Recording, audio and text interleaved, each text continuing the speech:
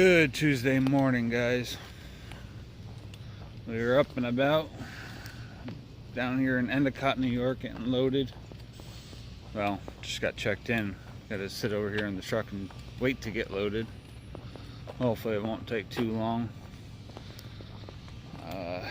Back's still pretty messed up. I left Bud Man home. I do plan on taking him out. He gave us quite a scare Friday. I think it was Friday, sometime this past weekend. He took off on my son, and usually within a couple hours he comes back to the house, and he doesn't take off for another couple weeks. Occasionally he likes to get out and run. This time we had an appointment. Oh boy, we had an appointment for signing papers for our commitment letter. Commitment papers, whatever you want to call it. And he wasn't back by the time we had to leave. So when circumstances like this happens, usually we just go, we do what we got to do. When we get home, he's sitting on the porch waiting for us. So it was Friday when he took off. Friday when he took off.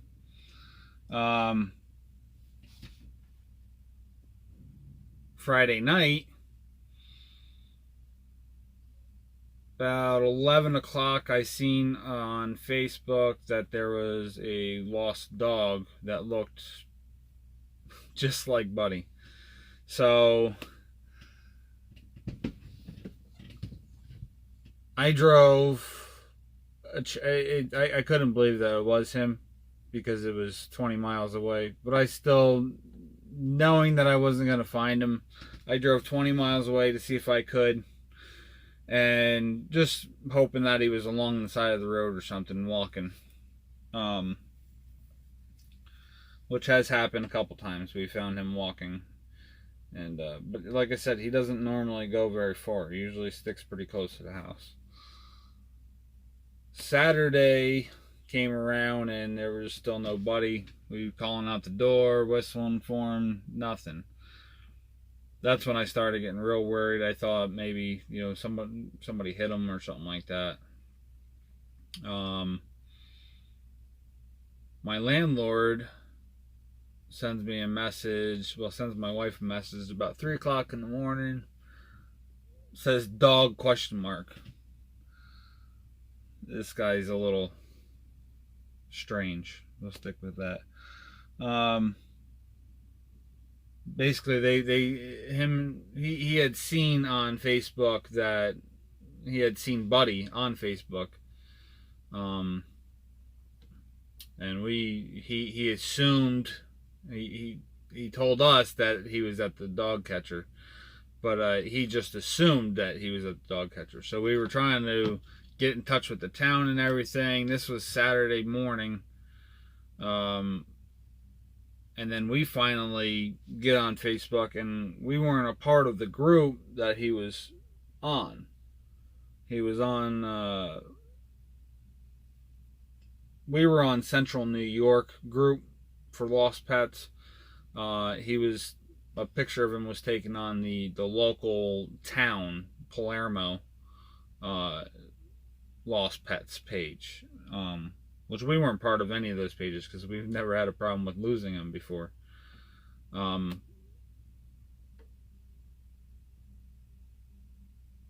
we got on there and started trying to figure out. We found the picture of him sitting on somebody's porch, and she had given him food and water and whatnot, keeping him hydrated. I mean, it was really, really hot on Friday and Saturday.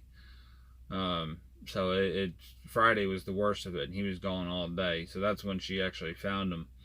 But my wife started looking at the porch and stuff like that, and she looked at the name, and she realized that it was one of the mothers that my youngest son Ethan went to pre-K with, and they had actually been to the park, and she had her phone number and everything. So she just called her up and Buddy was still sitting at her house. The previous owner of her house had a bunch of kennels and stuff, so he was sitting inside one of the kennels. So we got him back. It was like late Saturday morning, but he was gone 24 hours. So kind of punishing him by not taking him with me, because he loves going with me. But at the same time, because my back is bothering me, I didn't want to have him on the truck and trying to get in and out, and it just would have been a pain in the ass. Plus, I got to get my seat back in here so he can sit up on that. With the bed in here, that was just too much of a pain in the butt. I don't have anywhere to put my weights or anything like that, and I'm just all cluttered up by the bed, which didn't make a big deal. It was just one more thing to annoy me. But the main reason, like I said, was that I left him home was because of my back bothering me. So probably bring him out in the next week or week after that and keep him on the truck for a while. Just see how things go until we get moved into our new place, and then I'm gonna get one of those underground invisible electric fences for him, set him up with a really good size perimeter, and then he can just run around the yard all day, all night as he wants. So that's enough of that. That's what we got. 6.5 minutes of rambling about Buddy.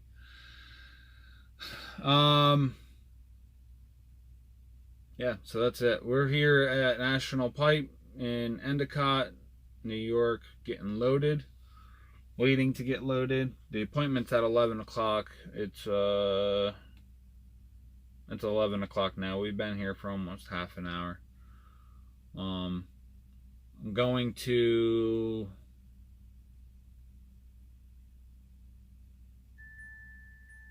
I can't remember the name. Oh, I got it written down here. Ah, crap. I want to say Middleburg. It's Martinsville, Indiana. And then we don't have anything lined up yet after that, but this isn't a great paying load, but it gets us up and moving and heads us west instead of east, which is 10 times better than last week. That is not the load. Okay, it didn't come on here. We're going to delete all them messages. Oh well. I don't remember how much it paid. I want to say $1,200, something like that. Just under $1,200. It's under $2 a mile. I know that much. I think it was like $1.80 a mile. But it gets me out of New York, like I said. I was looking at one load earlier today. Came out of Louisville, but it had like 5 stops on it and ended in somewhere up by Buffalo. And I thought about taking that one. There's one on there now that I'm thinking about. We'll see what time I get out of here and what time I'm going to arrive in Martinsville tomorrow. If I can make Martinsville first thing tomorrow morning, then I might take this load. It also comes out of, oh no, it doesn't come out of Louisville. It comes out of somewhere else. But it's like 2.5 hours away from delivery, and it's got to be picked up by 2 o'clock. It delivers in Rhode Island, but it pays almost between $2,300 and $2,500. So we'll see what happens. I'll show you guys the load when we're all done here, and then I'm gonna finish up this video for today, and maybe post one up later. I'm trying to figure out how to do some road footage. I want to get away from the old 3 minutes of road and put a song on it, because that's just monotonous. It's the same thing that everybody else is doing, and I want to change it up a little bit. So we're gonna see if I can figure out what I want to do, if I can make it happen, and then we'll go from there. So that's it. Yeah, talk to you in a few minutes. Well, a couple seconds for you guys. Hey, good morning, guys. So I almost forgot to record yesterday because it took them over 3.5 hours to get us loaded. So I want to give you guys a quick show of the load real quick. I'm not finishing the video because like I was going to, because I'd never picked the camera back up yesterday. There we go. Alright, so here's the load. Nothing special, just a load of pipe. Some big ass pipe in the front and the middle. You got a little smaller in the back.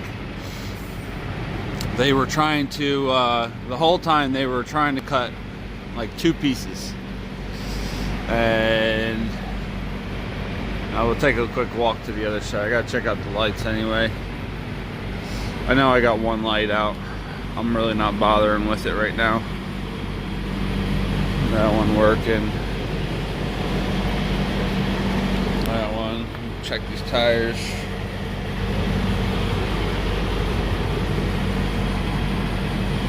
Make sure we ain't got no flats again. Excuse me, I got 2 lights out. My license plate light's messing up.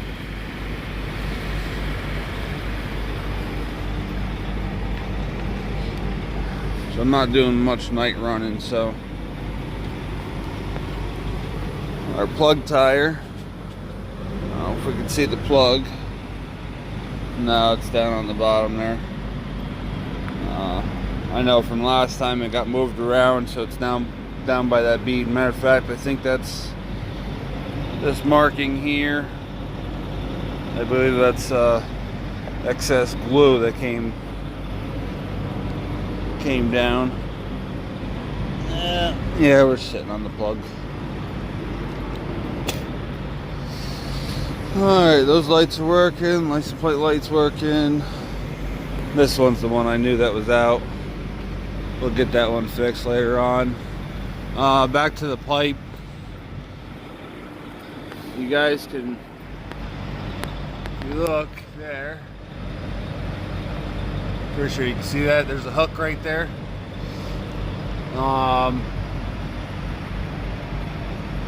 And there's another hook. And I really can't see on this camera, so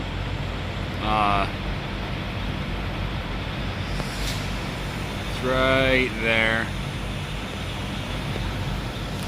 Anyway, they got a small pipe that's running through those pipes, and to prevent it from sliding out or anything, we threw a, you can see it better on this side, a 2-inch strap. And there's the smaller pipes. So we threw a 2-inch strap through there, ratchet it down a little bit, just so the pipe can't slide in and out.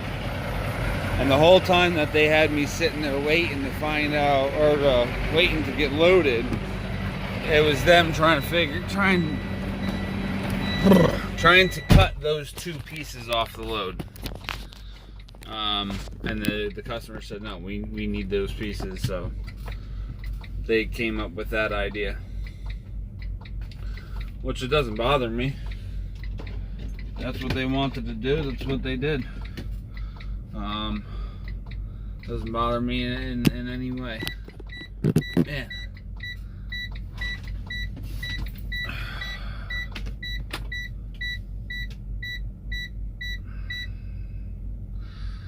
It's been about a 1.5 years now since I've done batteries in this, and it's coming time, so I'm gonna have to get new batteries in the next couple weeks.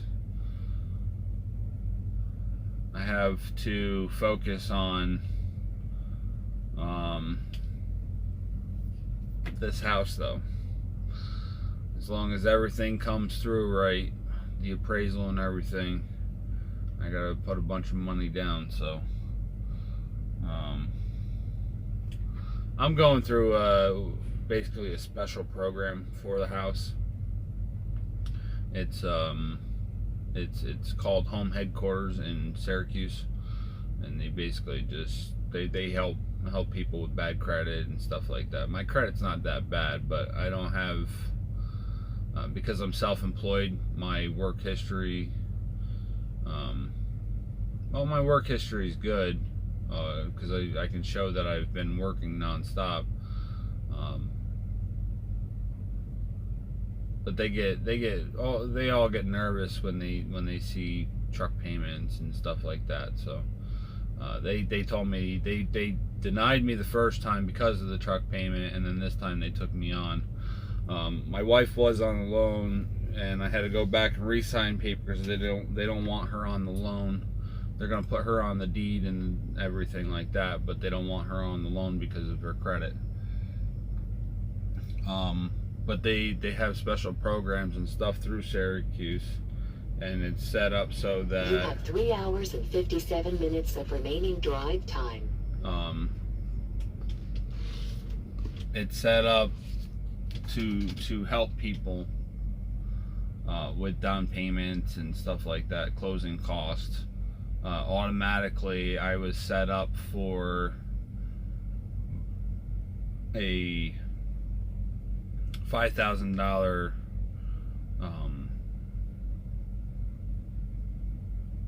closing cost assistance. So my total closing cost is around $10,000. That's with lawyer and everything. The lawyer I have to pay out of pocket. The appraisal I had to pay out of pocket. I just did that separately, not out of pocket. It's all out of pocket.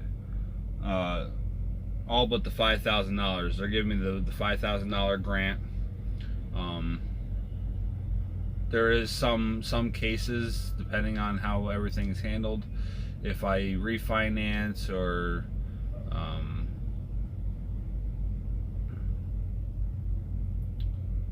I can't remember what else it was, but if something else happens, they want that $5,000 back. But as long as we stay with the mortgage and everything like that, they won't require the $5,000 back. If we sell, I think it's if we sell before 5 or 10 years or something like that, they might require the $5,000 back. Something along them lines. So I already put 1,000 down, so I roughly need another $4,000, which I have it right now. I messed up with my savings account a little bit, so I can't touch that until the 1st. But as of the 1st, I have the $4,000 that I need. So basically, all I really need is to keep up on my current bills, pay down my credit cards, pay my I was told not to touch anything that was in collections. So as soon as before my closing goes through, I have to pay off my collections. That's the only thing I have to get done. And then the biggest thing I have to take care of is homeowners insurance, and they want 1 year of that, and that's not terrible. It's $1,473 for the year, so we have to pay that off at closing or before closing, during closing, something like that. So we already shopped for it. We gotta pay it as soon as we're told to. That's it. So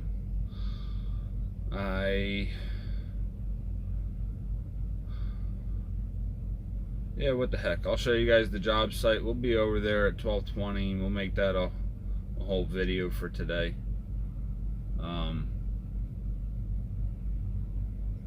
Heck, I might even throw up a couple road shots.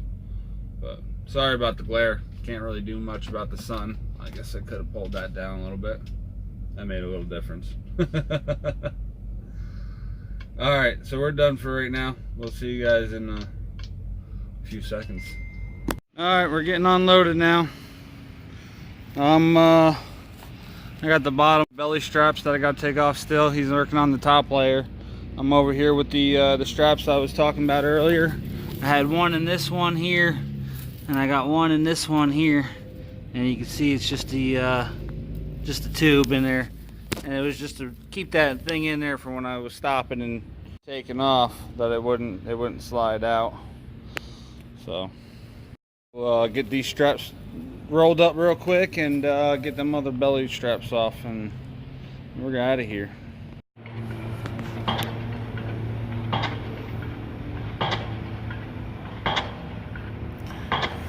There goes the last one. They got their 3 pails of glue, paint, joint, lubricant. I think that's what it says.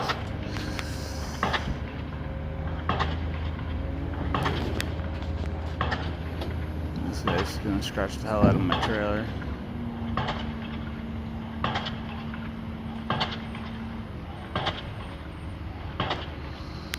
They put little itty bitty 1x2s underneath there, and they're not big enough for the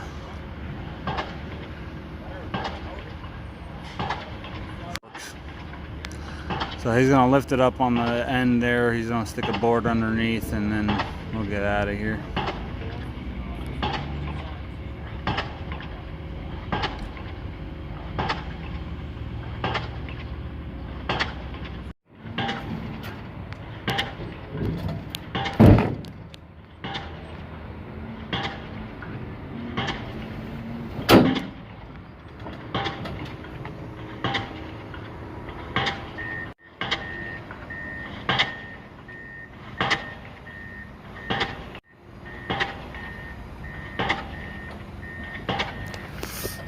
Alright, paperwork, and I'm gone.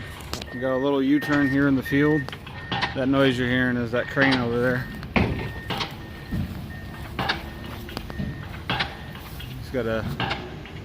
He's hammering down some type of a spike. I think they're doing some type of a bridge over here.